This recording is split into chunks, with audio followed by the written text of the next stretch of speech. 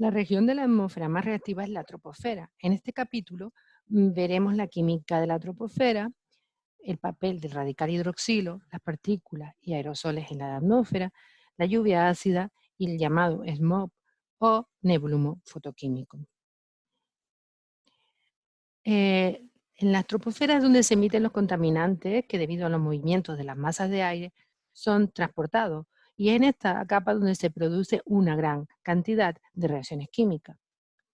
Los gases emitidos de fuentes naturales hacia la atmósfera, como metano, amoníaco, sulfídrico, cloruro de hidrógeno, etc., no reaccionan directamente con el oxígeno molecular.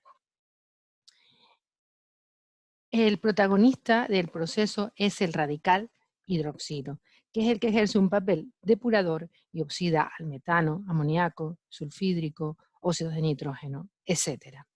Esta característica es muy importante porque actúa, como mencionamos en el tema 4, de barrera química para que estos contaminantes no entren en la estratosfera. Por otro lado, al oxidar a numerosas sustancias, los radicales hidroxilos son los responsables de la producción de ácido y forman parte de las reacciones que conducen a la formación de ozono troposférico, como veremos más adelante. La capacidad de depuración del radical hidroxilo está limitada por la cantidad de radical disponible. Se calcula que la concentración global promedio diurna está en torno a 100.000, 1.000.000 de radicales por centímetro cúbico. ¿Cómo se genera el radical hidroxilo? Pues a partir de reacciones fotoquímicas. En el recuadro verde se representa la formación en la estratosfera a partir de ozono. La ruptura de la molécula a longitudes de onda entre 290 y 335 nanómetros da lugar a oxígeno molecular y oxígeno atómico. Este oxígeno atómico es capaz de reaccionar con una molécula de vapor de agua para dar dos radicales hidroxilo. Estos radicales hidroxilo se introducen en la troposfera debido a fenómenos de turbulencia que se originan por la confluencia de células de convección troposférica. Asimismo, y tal como vemos en el recuadro naranja, los radicales hidroxilo se pueden generar en la troposfera o en las capas bajas de la estratosfera a partir de la fotólisis del vapor de agua a longitudes de onda menores de 125 nanómetros para dar lugar al radical hidroxilo y a un átomo de hidrógeno. O también se pueden generar a partir de peróxido de hidrógeno por irradiación a longitudes de onda menores de 300 nanómetros para dar dos radicales hidroxilo. El radical hidroxilo es capaz de oxidar, como hemos dicho, una gran cantidad de compuestos. No tiene una vida muy larga, como se ve aquí, pero es capaz de transformar a sustancias como el metano o el monóxido de carbono, que son especies de larga permanencia. Pero ¿dónde encontraremos más radicales hidroxilo? En el hemisferio norte, o en el hemisferio sur, en las zonas rurales o en las zonas industrializadas. Pues bien, la generación se da mayormente en las regiones tropicales por ser muy soleadas y húmedas, y ahí es donde encontraremos una mayor concentración de radicales hidroxilo.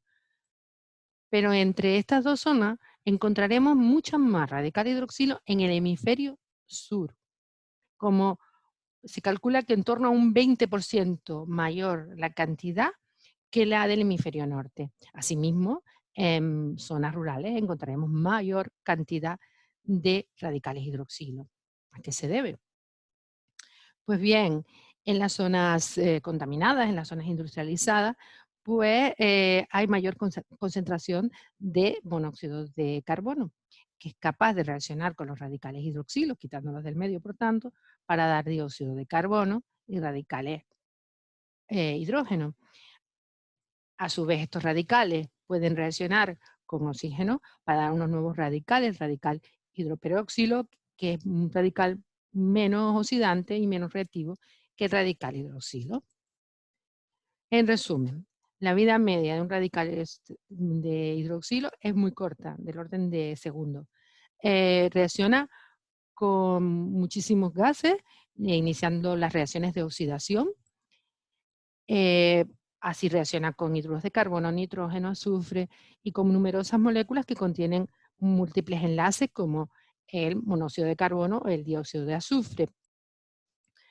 Con moléculas que contienen enlaces múltiples, reacciona adicionándose. Con las que no lo tienen, pues no le queda otro remedio que abstraer un átomo de hidrógeno.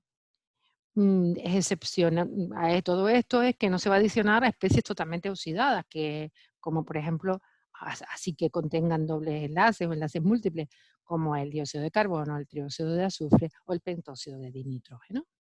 Veamos en detalle cómo las reacciones principales del radical hidroxilo. Puede reaccionar frente al alqueno, pues adicionándose a una parte del alqueno para dar un radical alquilo, o puede abstraer de un alcano un átomo de hidrógeno para dar lugar a agua y un radical alquilo. Cualquiera de estos dos radicales generados continúa una serie de cascadas de reacciones radicalarias.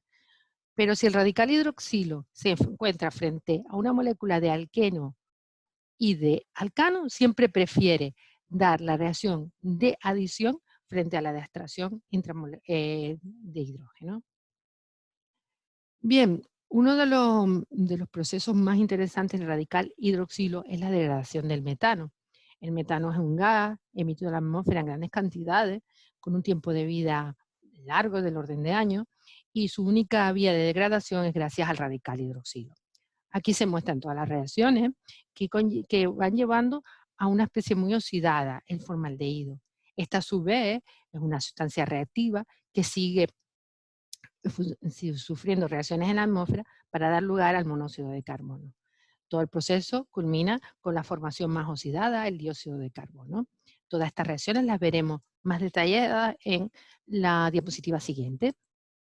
Así el metano reacciona con un radical hidroxilo para dar radical metilo y pérdida de agua.